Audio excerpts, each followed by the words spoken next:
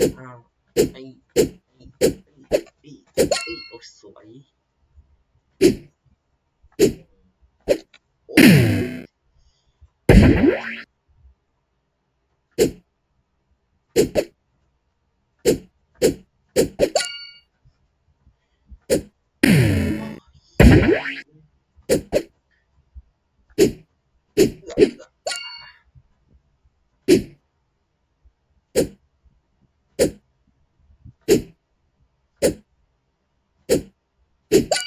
รอ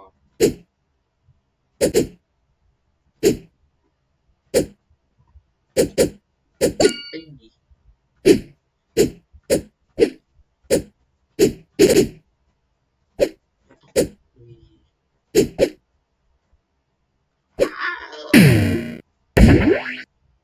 อะไรวะ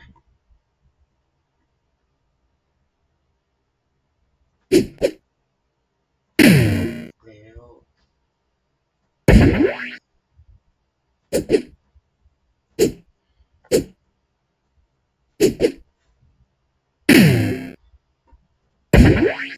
วมาแข่งกูมาใครจะถึงก่อนมาตกไม่ได้ไงวะสวยไป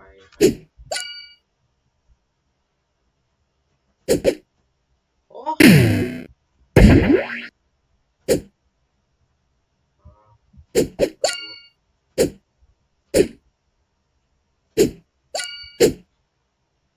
มีชิวอ๋อวิ่งเร็วได้ด้วยไปต่อไป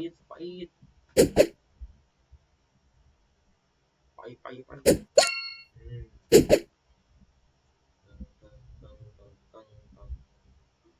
จะหลอกตาพี่เราจะน้องไม่ได้กินพี่หรอกเอื้อเฮ้ยอ้าวรอเอื้อโอ้เอื้อเอาไงดีวะวิ่งวิ่งเอารอดเฉยเฮ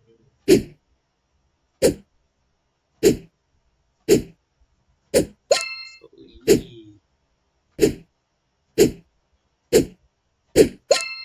อ่าค่อยๆไปสมาธิเฮ้ย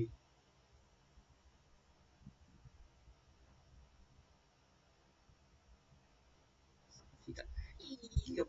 ตบอืมอืมเฮ้ย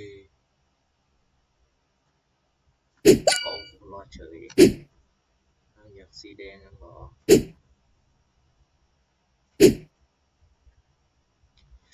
อ่าอื้อต้องรอดอ่า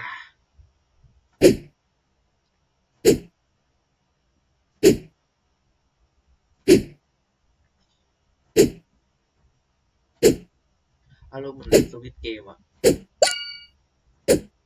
อ้าวอ๋อห้ามลงเหรอนานแล้วโอ้ยวิ่ง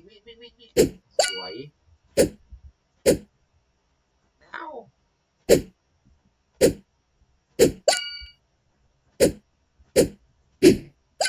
เฮ้ยอุ้ยโคตรเท่อะ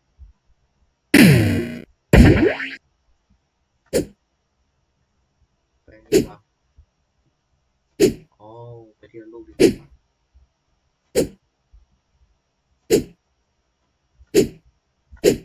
นี่วิ่งโอ้วิ่งไปไงวะไว้รอดนี่ ฮ้ยทะลุได้ด้วยไปไปอ่าพี่เจ้าหนูไม่ได้กินหรอก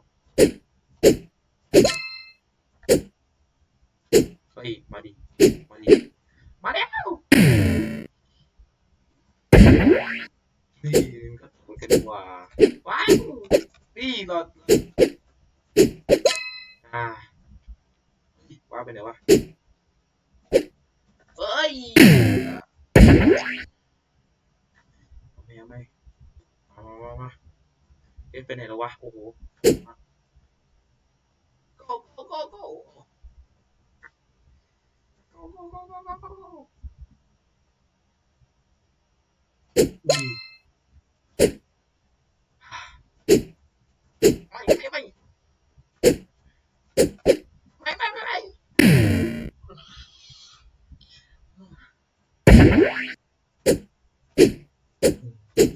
นี่ไม่รอดเฉย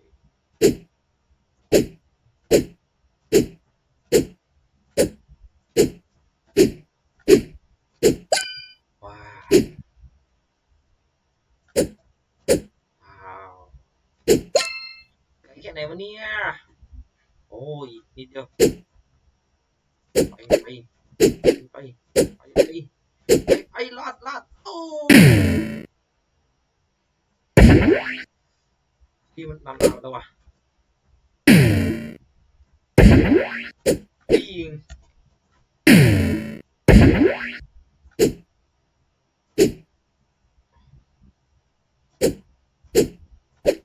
อ่ะโอ้ผ่าไปเลยมี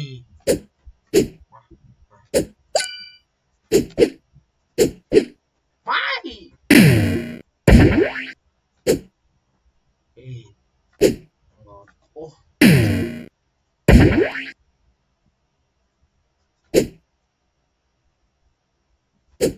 หรอจังโอ้เนี่ยโอ้โหง่ายมากเอาอีกแล้วอันนี้เหรอเยี่ยมึงบอกอ้าว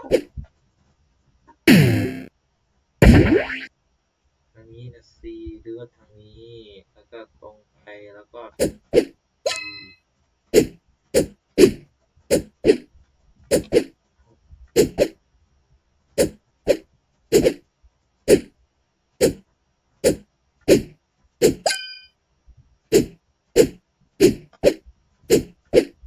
โอ้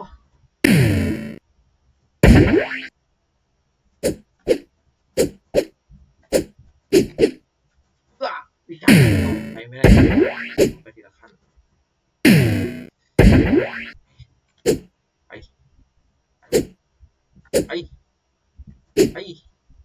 ไปนี่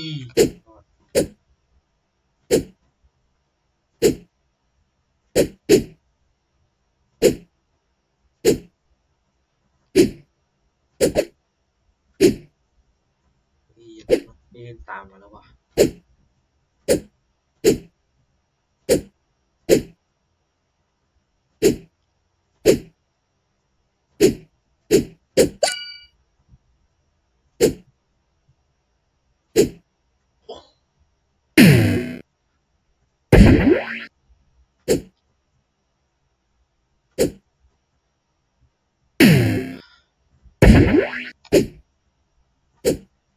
ว้าว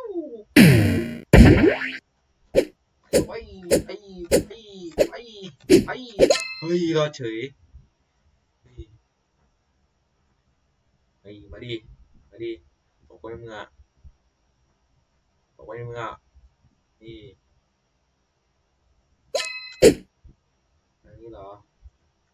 ทางนี้ไปทางนี้แล้วก็ไปทางนี้สวยไปอีกแล้ว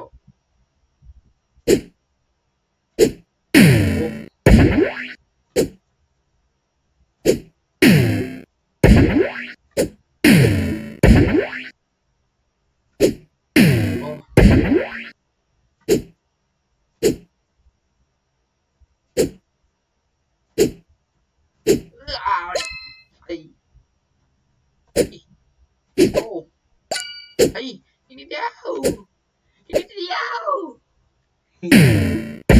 อีกนิดเดียวอีกนิดเดียวอ่ะอ่ะอ่ะอ่ะไอ้ไอ้นิดเดียวเราต้องข้ามไปอ้าวไม่เนอะอะไรวะเนี่ยอ่ะอะไรวะเนี่ยบอกนะจะบอกนะคืออะไร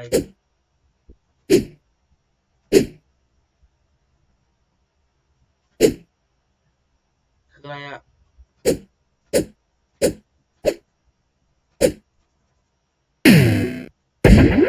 คืออะไรอ๋อตกลงไปข้างล่างนี่เองโอ้โอ้ไอ้นี่แล้วอีกอ้าวเดียวอีกแล้วยากจริงเลยวะโก้โก้วันนี้แหละว้า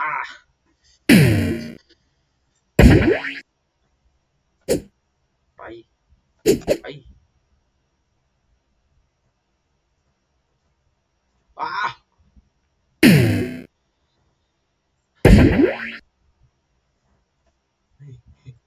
เกือบเฮ้ยไปเฮ้ยมันวาร์ปได้ด้วยเหรอวะเฮ้ยสวย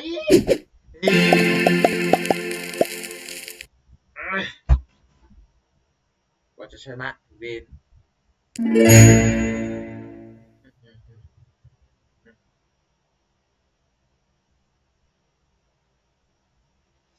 เก็บไปเลย